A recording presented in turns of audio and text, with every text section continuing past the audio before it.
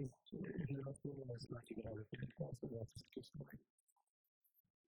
So today we'll cover two series of the Quran. Surah Shura, we'll start with, and then I'm with Surah Al-Zufr. You guys have probably noticed we have less Ajwa left than we have days of Ramadan, subhanAllah. So you probably noticed that the week is a little bit shorter as we are getting to the last final days. One ayah, I believe the ayahs that come up and that we're here today, Allah subhanahu wa ta'ala addresses a question that a lot of us often think about.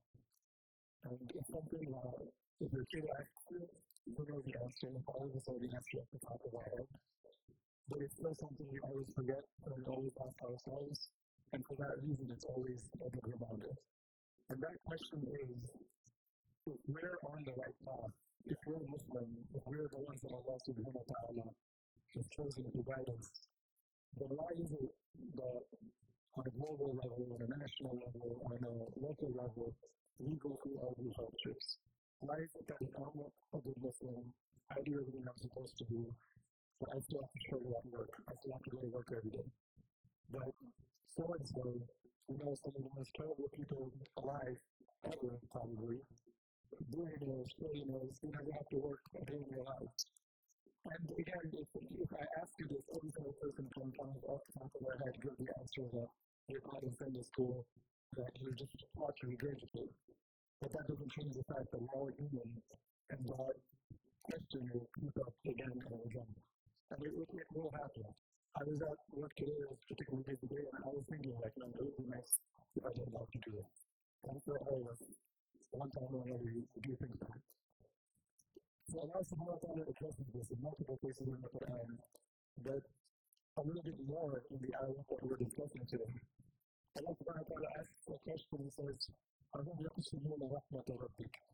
That has He put them in charge? Has He put us in charge of dividing up the rahmah, of dividing up the mercy of Allah subhanahu wa ta'ala? And then He says, نَحْنُ قَسَمْنَا بَيْنَهُمْ مَعِيشَتَهُمْ فِي الْحَيَاةِ الدُّنْيَا.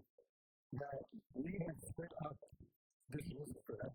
We have split up this living for them. In this hayat al-dunya, not everybody is going to be equal in terms of monetary wealth, in terms of material wealth.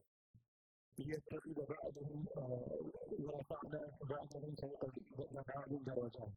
And we elevated some over others when it comes to monetary and material things. Allah subhanahu wa ta'ala states this as a fact. But that's just a fact of life. In this hayat al-dunya, in this worldly life, that's a fact. Not everybody is going to be a billionaire. Not everybody is going to have a life where they never have to work. That's just how Allah subhanahu wa ta'ala has made this world. But where we falter is when we take that and see it as a sign of our faith. Because there are faiths that actually teach this, that if you're doing well, prosperity gospel, if some of us may be familiar with it, where if you're doing well, if you're financially secure, that means that God loves you and keep doing what you're doing. There are very prolific faiths that teach this. But Islam is not that. Even though it's a very easy thing for a man to latch on to, but we have to constantly remind ourselves that Islam is not that. And even later on in the same surah, Allah subhanahu wa ta'ala doesn't limit it to this wealth. He says, يَهَبُ لِمَنْ يَشَاءُ إِنَاثًا وَيَجْعَلُ مَنْ يَشَاءُ عَقِيمًا. He gives sons to whom He wants. He gives daughters to whom He wants. And some people, Allah subhanahu wa ta'ala does not bless with children. It's a fact of life. And when people are tried with these very difficult things, especially in that case, of the trial of not being able to have sons, daughters, or children, Allah subhanahu wa ta'ala says that again is allowed between. And on the flip side, Allah subhanahu wa ta'ala in Surah Shura gives us an example of somebody that's kind of brought into that. That's brought into the mindset of if I have something, I'm better than everybody else, and I'm on the right path. And that's none other than Fir'aun. Fir'aun says, وَنَادَى فِرْعَوْنُ فِي قَوْمِهِ أَلَيْسَ لِي مُلْكُ مِصْرَ وَهَٰذِهِ الْأَنْهَارُ تَجْرِي مِن تَحْتِي. So Fir'aun is speaking to Musa alayhi salam, and he's telling his people, أَلَيْسَ لِي مُلْكُ مِصْرَ. Don't I own all this? This land of Egypt, isn't this all mine? وَهَٰذِهِ الْأَنْهَارُ تَجْرِي مِن تَحْتِي. Look at this river. It flows beneath my feet. I own all of this. And then he says about Musa, فَلَوْلَا أُلْقِيَ عَلَيْهِ أَسْوِرَةٌ مِّن ذُهَبٍ. If he's so great, if he's on the truth, why doesn't he have bracelets and chains and rings and gold? Why doesn't he just reach beyond belief? How is it that he's saying that he's right and I'm wrong and I own all of Egypt? Whether you're carrying the king, this person can't even speak properly. He's talking about Musa alayhi salam. How am I so blessed in these things? So he's brought into this prosperity gospel.